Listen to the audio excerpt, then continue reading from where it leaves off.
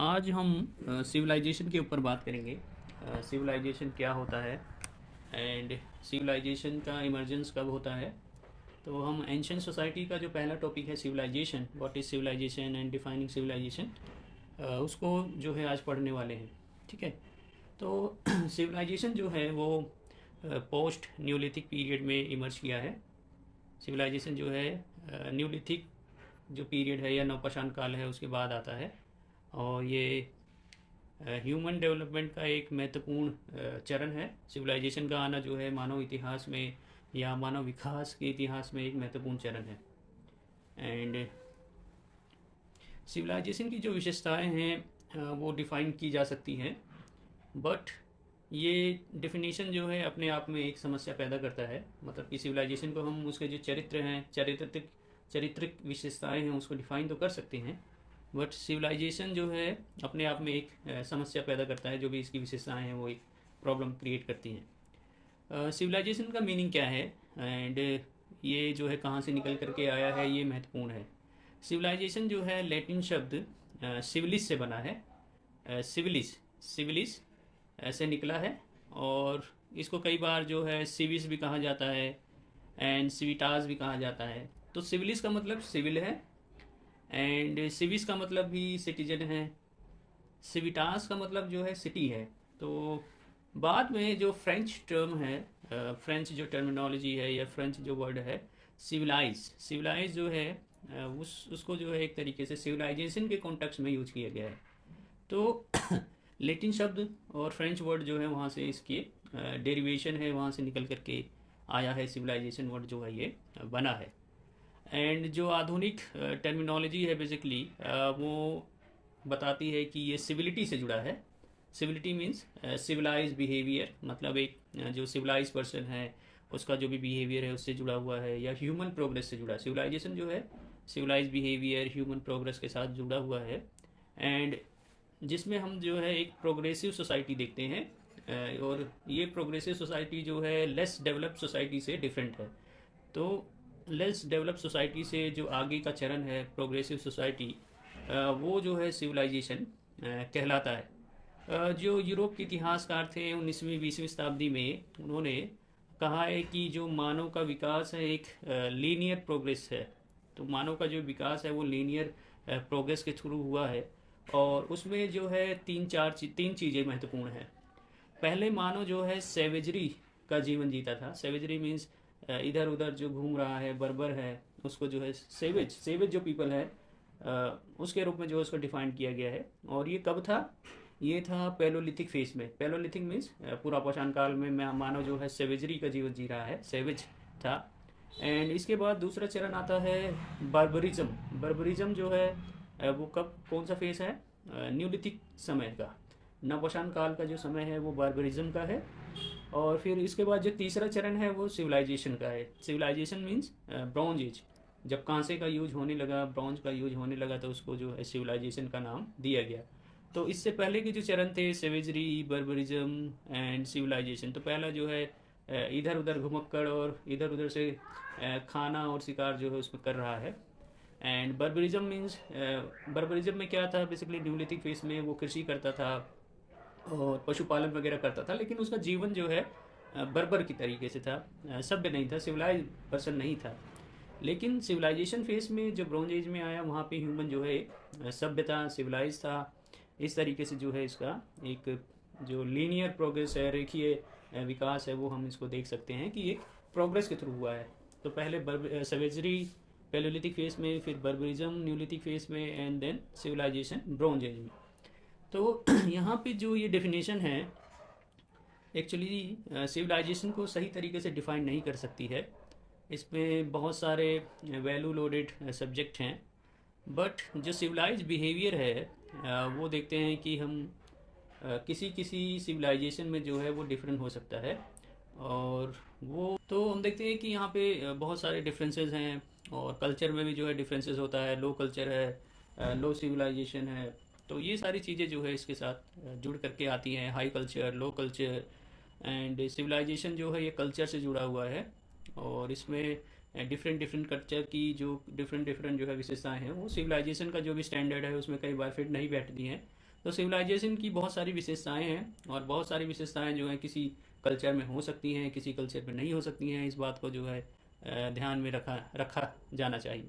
और दूसरी चीज़ जो है सिविलाइजेशन में हमें ऑर्गेनाइजेशन दिखते हैं, अर्बनिज़म दिखता है, स्टेट फॉर्मेशन दिखते हैं। तो स्टेट का जो है रेफरेंस हमें मिलता है, अर्बनाइजेशन जो शहरीकरण है वो हमें दिखाई देता है, और सिविलाइजेशन में जो है संगठन है, क्राफ्ट्समैन है। तो ये बहुत सारी चीज़ें जो है हमें जो है चीज़ें जो है सिविलाइजेशन का पार्ट हैं। तो बहुत सारे करेक्टरिस्टिक हैं सिविलाइजेशन में, ठीक है। तो ये जो है ध्यान में रखना बहुत ज़रूरी है। और ये हमें जो है एक तरीके से जो बहुत सारे स्टेजेस हैं या करेक्टरिस्टिक है, और ये हमें जो है कल्चरल प्रोग्रेस जो है ह्यूमन सोसाइटी की उसको समझने में हेल्प करते हैं, ठीक है। और जो भी आर्कियोलॉजिकल रिसर्च है सिविलाइजेशन को लेकर के, बेसिकली उसमें हम देखते हैं कि सिटीज़ को एक्सकवेट किया गया है।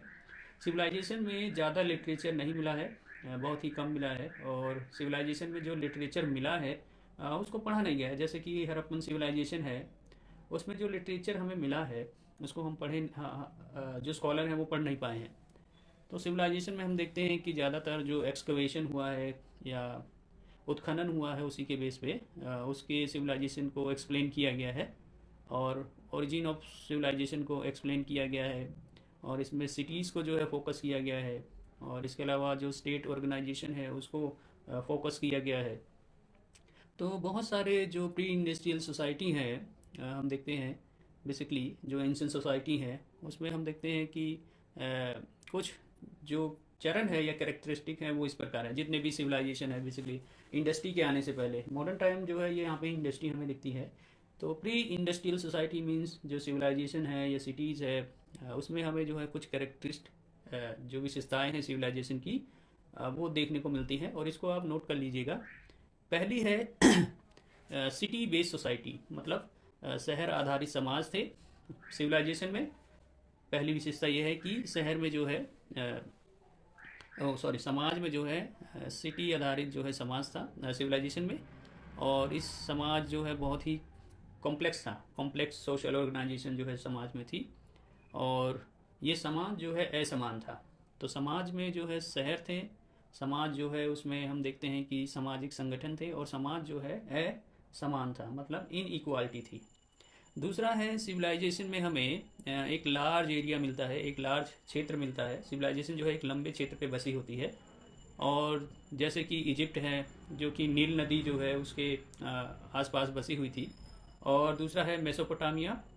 मेसोपोटामिया जो है सीरिया और इराक में है। ये जो नदी है टिग्रिस यूफ्रेट, तो ये भी जो है एक बड़े क्षेत्र पे बसी हुई थी। और यहाँ पे हम देखते हैं कि जो नातेदारी आधारित सरदार है या जो सिटी है वो हमें दिखाई देता है।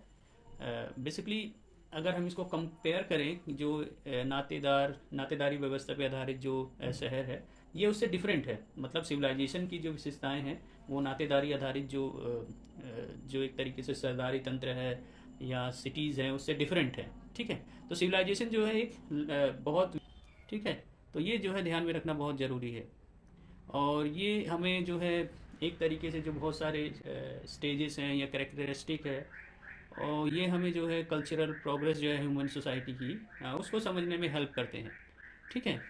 और जो भी आर्कियोलॉजिकल रिसर्च है सिविलाइजेशन को लेकर के, बेसिकली उसमें हम देखते हैं कि सिटीज़ को एक्सकवेट किया गया है।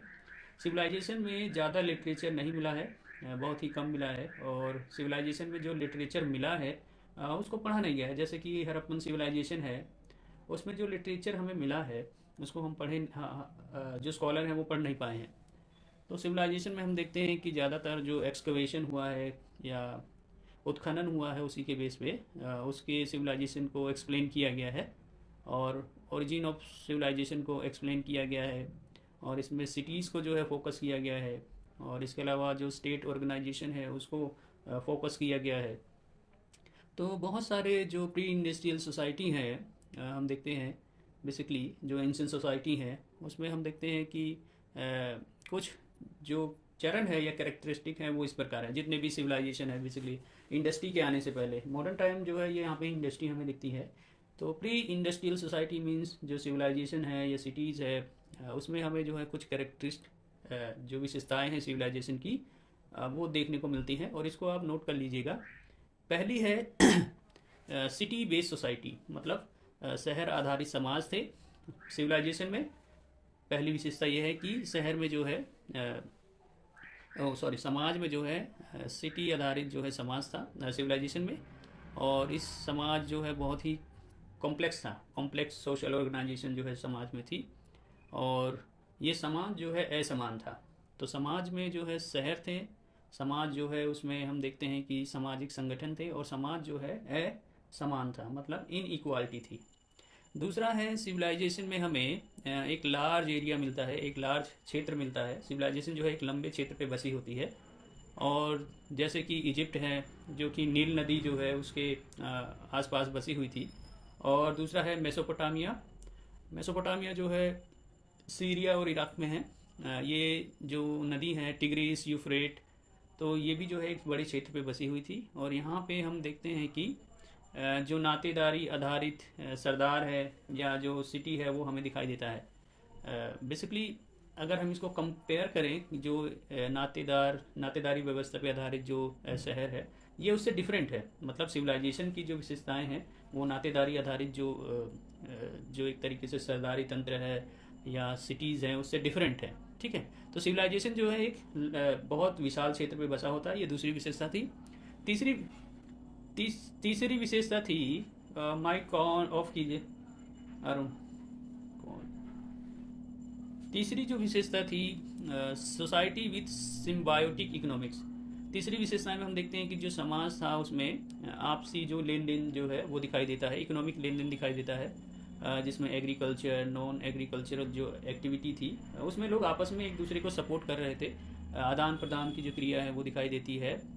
एंड यहाँ पे जो राज्य है उसके पास सारा जो रिसोर्स है या प्रॉपर्टी है उसके पास था। राज्य के पास जो है सारी कैपिटल थी, पूंजी थी। राज्य जो है सारी कैपिटल या पूंजी पे जो है अपना अधिकार रखता था। एंड राज्य के पास ये पूंजी कहाँ से आती थी, लोग उसको कर देते थे, टैक्स देते थे।